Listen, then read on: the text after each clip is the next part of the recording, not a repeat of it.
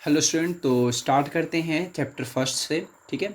Intro video मैं बना चुका हूँ इस चैप्टर की। अगर आपने ना देखी हो तो प्लीज़ मैं यहाँ पे आई बटन में दे दूँगा, आप यहाँ से देख लेना। ठीक है। इसके अलावा स्टार्ट करते हैं पार्ट फर्स्ट। इस पार्ट फर्स्ट में मैं आपको पूरे कहानी बताऊँगा कि हड़प्पा सभ्यता जो थी वो कहाँ पे थी, वो उसको किसने खोजा, वहाँ पे जीवन निर्वाह के तरीके कैसे थे और वहाँ के लोगों ने कृषि कैसे करी, फिर वहाँ की कृषि तकनीक कैसी थी। ठीक है। तो प्लीज़ वीडियो को पूरा देखिए, पूरा देखेंगे तो आपको अच्छे से समझेगा। प्लीज़ वीडियो को स्किप ना करें। ठीक है। फिर स्टार्ट करते हैं। देखिए, सबसे पहले मैं आपको बता दूं कि जो हड़प्पा सभ्यता है वो थी कहाँ से कहाँ तक। तो ये जो आपको रेड में दिखा रहा हूँ ये ऐसे करके, ये पूरी समझिए कि इसमें हड़प्पा सभ्यता थी और इसी में मोहनजोदड़ो भी देखी जाती है। ठीक है।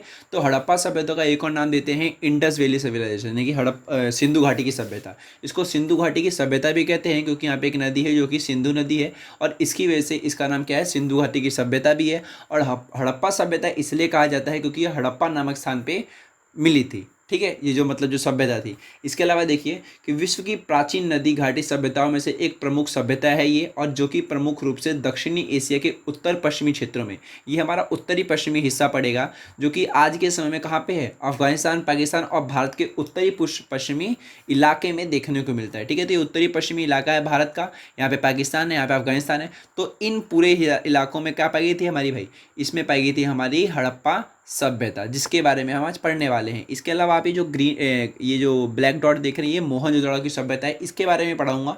लेकिन आज वाले चैप्टर में, यानी कि आज की इस वीडियो में, सिर्फ हम किसके बारे में पढ़ेंगे, हड़प्पा की सभ्यता के बारे में पढ़ेंगे। ठीक है। तो आपको समझ आएगी आखिर जो हड़प्पा थी वो सिचुएटेड कहाँ थी। तो कहाँ थी भाई, वो भारत के उत्तरी पश्चिमी इलाके में थी, यानी कि अफगानिस्तान और पाकिस्तान वाला इलाका और भारत का उत्तरी पश्चिमी इलाका, यहाँ पर हड़प्पा सभ्यता थी। ठीक है। इसको इंडस वैली सिविलाइजेशन भी कहते हैं, फिर सिंधु घाटी की सभ्यता भी कहा जाता है। ठीक है।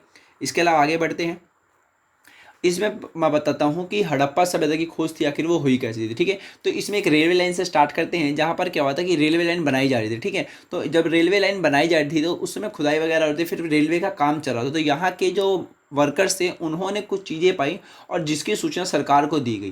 ठीक है। तो इसी साल मतलब कि 1861 में क्या हुआ था कि जो हमारा इस समय तो भारत आया, वो था हमारा गुलाम था। तो उस समय अलेक्जेंडर कनिंघम थे, इन्होंने क्या किया, भारतीय पुरातत्व विभाग की स्थापना करी।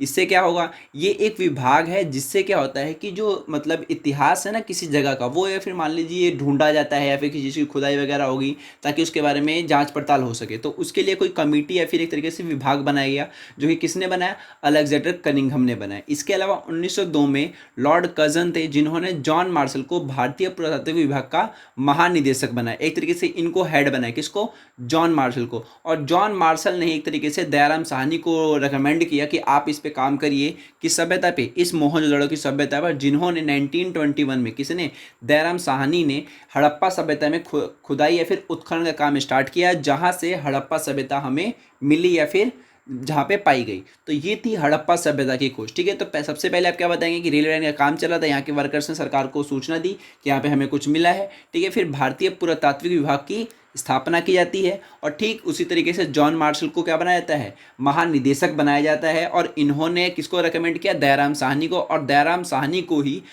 हड़प्पा सभ्यता का खोजकर्ता माना जाता है, क्योंकि उन्होंने ही 1921 में हड़प्पा सभ्यता की खोज करी थी। ठीक है। चलिए फिर अब आगे देखते हैं, आगे क्या है। ठीक है। अब हम बात करेंगे कि जो हड़प्पा सभ्यता थी वहाँ पे जीवन निर्वाह के तरीके कैसे थे। तो सबसे पहले देखिए जीवन निर्वाह क्या होता है। जीवन निर्वाह का मतलब कि वहाँ के लोगों का जीवन चलता कैसा था, खान पान क्या था, फिर वो करते क्या कहते हैं। ठीक है। तो जीवन निर्वाह के तरीकों में ये देखा गया, जो हमारे जो वो थे आर्कियोलॉजिस्ट थे, उन्होंने देखा कि वहाँ पे पेड़ पौधे लोग खाते थे, पेड़ पौधे जो प्राप्त उत्पाद जैसे फल हो गए या फिर कुछ पत्ते खा लेते थे, या फिर जानवर वगैरह जिसमें कि एक मछली भी उसमें शामिल थी, वो भी खाया करते थे। कौन, हड़प्पा सभ्यता के लोग। इसके अलावा वो खेती भी करते थे, या फिर मान लीजिए अनाज पाई गई थी, जिसमें हमने गेहूं देखा, जौ देखे, दाल देखे, ये सब चीज़ें वहाँ पे पाई गई थी, किसको, पुरातात्विदों को। इसके अलावा बाजरे के जो दाने हैं वो गुजरात के स्थलों से प्राप्त हुए थे, और चावल के जो दाने थे वो बहुत ही कम थे। यानी कि इससे क्या पता चलता है कि वो लोग चावल कम खाते थे, या फिर चावल की जो पैदावार थी वो कम थी और चावल को कम उगाया जाता था। ठीक है। इसके अलावा क्या है कि हड़प्पा के स्थलों में क्या हुआ था, मवेशियों की हड्डियां भी पाई गई थी, जिसमें किसकी थी, बकरी थी, भैंस थी, सुअर थी। तो ये भी देखा जाता कि वो लोग क्या है, मवेशियों को भी खाते थे। लेकिन ये कन्फर्म नहीं था कि आखिर वे लोग इनका शिकार करते थे या फिर जो आखेटक वो शिकार करके छोड़ देते उनको उनको हड़प्पा सभ्यता के लोग ले लेते हैं। आखेटक कौन है? आखेटक वे होते हैं जो शिकारी होते हैं, ठीक है। तो हड़प्पा सभ्यता के लोग क्या पता वो स्वयं इनको मारते हो, मार के खाते हो, या फिर उनको कहीं से मरा हुआ मिल गया तो उनको खाते हो। तो ये कन्फर्म नहीं था। एक और बात आप ध्यान रखिएगा, अगर आप इतिहास पढ़ते हैं तो इतिहास में हमेशा क्या होता है कि सिर्फ थिंकिंग करी जाती है कि मतलब ऐसा हुआ होगा, कन्फर्मेशन मिलना बहुत मुश्किल होता है। जैसे कि अगर ये सब चीज़ें जो हैं ये कन्फर्म पूरी कन्फर्म नहीं होती, ये सिर्फ सोची जाती है जो हमें आर्कियोलॉजी बताए, लेकिन ये मतलब समझ लिए कि 80 to 90% एकदम एकदम सही बैठ जाती है, लेकिन कभी कभी गलत भी जानकारी हमें मिल जाती है, ठीक है।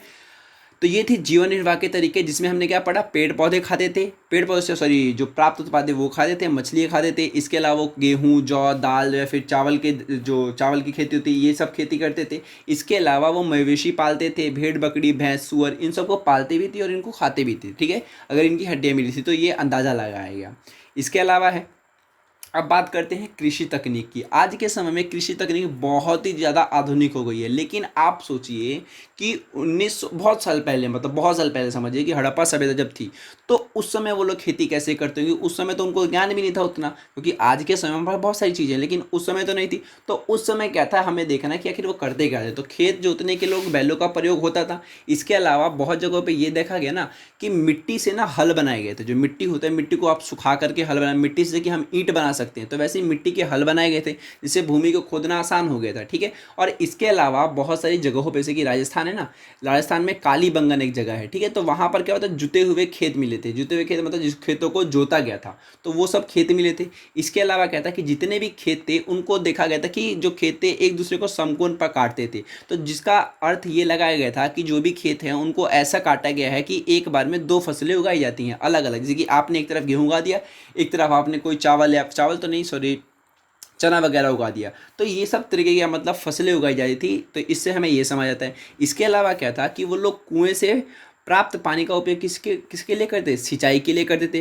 तो देखिए इसमें भी क्या लिखा है, हो सकता है। तो इसमें भी जो आर्कियोलॉजिस्ट हैं वो सिर्फ सोचते हैं कि ऐसा हो सकता था, तो ये चीज़ है। इसके अलावा बहुत जगहों पर जलाशय देखे गए। जलाशय क्या होते हैं कि एक मिट्टी का मतलब बहुत बड़ा, मतलब समझिए कि गड्ढा सा हो गया, उसके अंदर पानी भर दिया और उस पानी का इस्तेमाल किस में करते थे? कृषि के लिए करते थे। तो इस तरीके से क्या समझ आया कि वहाँ के लोग खेती कैसे करते थे। जो खेत होते वो दो बराबर भागों में बटे होते थे, जिससे हमें ये समझ आता है कि जो खेत हैं वो क्या है, एक बार में दो फसलें उगाई जाएगी। इसके अलावा कुओं से क्या करते थे वो लोग सिंचाई करते। इसके अलावा वो जलाशय बनाते। इसके अलावा वो लोग वर्षा पे भी निर्भर रहते थे, ऐसा हम कह सकते हैं, फिर हम लिख सकते हैं, ठीक है। तो ये था हमारी इस पूरी वीडियो में, जिसमें हमने बात करी किसमें, हमने बात करी कृषि तकनीक पे, जीवन निर्वाह के तरीकों पे, इसके अलावा हड़प्पा सभ्यता की खोज पे, और हड़प्पा सभ्यता आखिर थी कहाँ, हमने इसके ऊपर बात करी, ठीक है। तो आपको ये पूरा समझ आ गया होगा। मैं बहुत ही डीपली पढ़ा रहा हूँ, आपको ध्यान रखिएगा, और बहुत ही आसानी से आपको समझ आएगा। तो प्लीज़ चैनल को सब्सक्राइब कर लेना और अपने दोस्तों के साथ भी शेयर कीजिए। इसके अलावा मिलते हैं अगली वीडियो में, जिसमें हम मोहनजोदड़ो के बारे में पढ़ेंगे।